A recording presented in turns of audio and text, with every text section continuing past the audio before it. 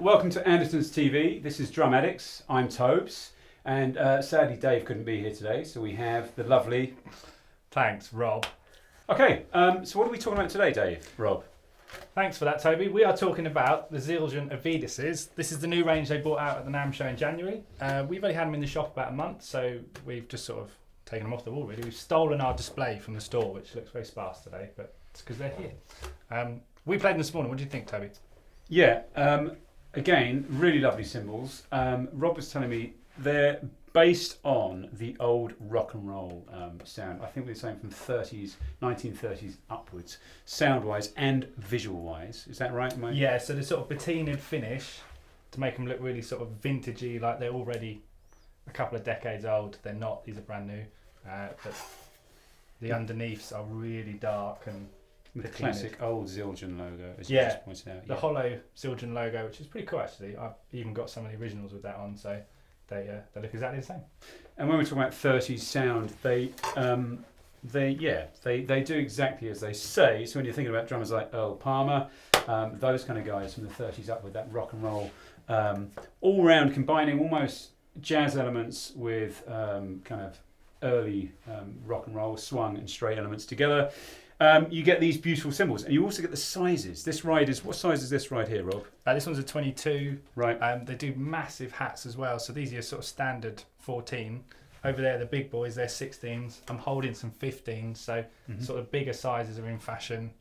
They're big cymbals, but they're not cymbals that are too washy or anything. Each cymbal can be a crash or a ride, so if you wanted the smaller one, you can use the 18 as a ride, or you can use the big one as a ride, or a big one as a crash. So they're very plain. They literally have the name on. They don't have a size or what they're meant to be. If you really wanted to, you could use the top hat as a crash, but it's quite a thick one. But on the inside, they literally just have a sort of gram weight as well. So really going back to the old school roots of how you'd buy a cymbal.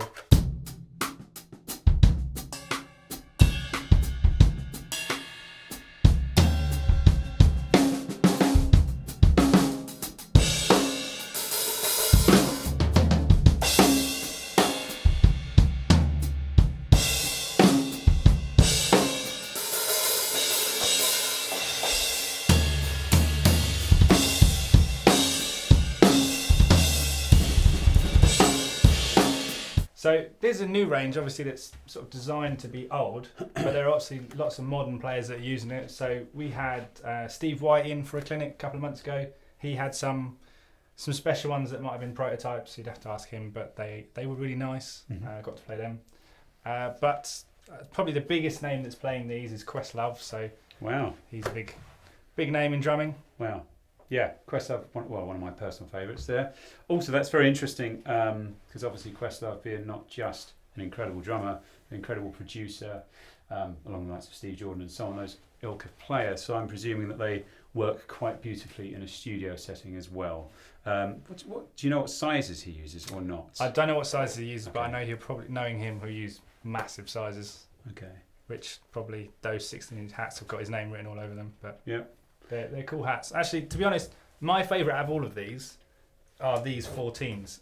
And it's just because of that chick. That chick is so crisp and so nice that the first time I played them in January at the NAMM show, in a horrible room full of loads of people bashing loads of gear, that was the thing that stood out to me. That was my favourite bit of gear, actually, at the whole show, was that. It was super cool.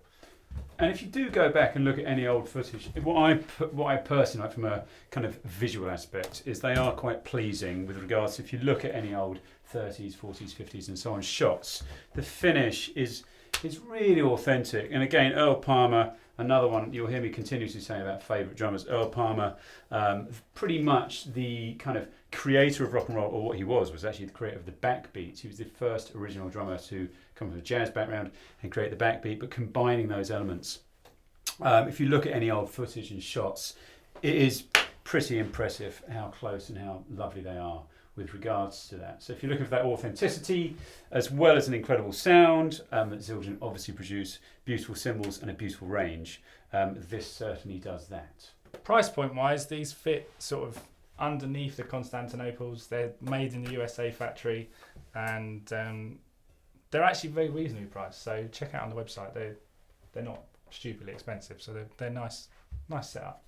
Okay, so here's what we're going to do now. I'm just going to hit these cymbals and put some swells just so you can hear how they are as they stand. Okay.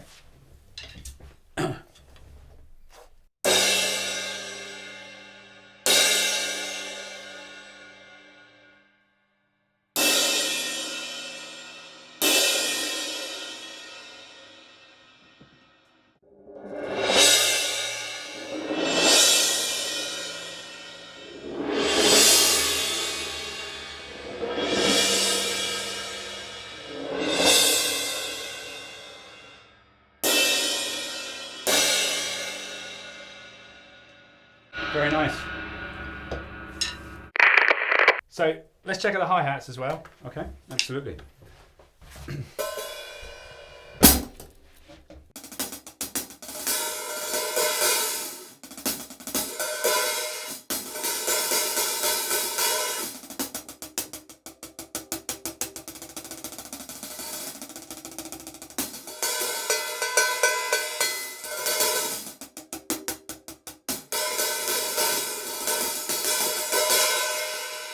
So even with those clubs, these hats sounded amazing. They are definitely my favourite out of the range. But make your own decision. Come into the store, check them out. They're on the wall. So yeah, take them in the demo room, give them a bash and try them out.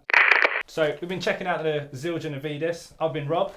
I've been Tobes, and this has been Drum Addicts on Andertons TV, and we'll see you next time.